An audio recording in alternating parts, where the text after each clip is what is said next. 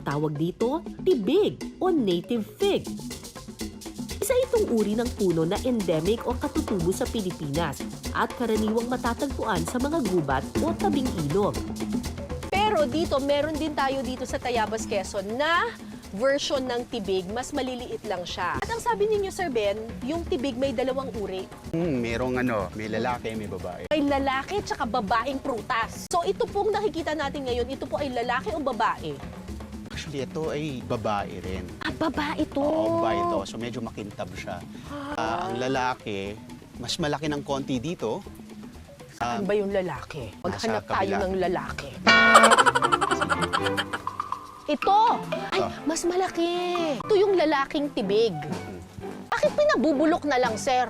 Kasi yung lalaki, hindi namin kinakain kasi medyo may pakla siya. Pero kung manonotice mo yung difference niya, Oo, mas malaki yung lalaki kesa dun sa babae. oo, tsaka makintab. Makintab. Mas maganda actually, yung Oo, babae. mas attractive Oo, na mas yung attractive siya, mas buhay yung kulay niya, tapos parang mas shiny siya ng kaunti. Bukod sa kulay at itsura, malalaman din kung lalaki o babae ang isang tibig sa laman nito.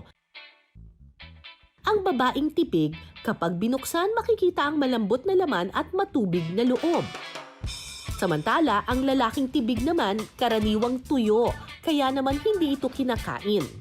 Oh, tingnan ninyo ang pagkakaiba. Mas malaki pero dry. Mas maliit pero juicy. Doon tayo sa juicy, syempre. So, ang babaeng tibig lamang ang pwedeng kainin. Yes.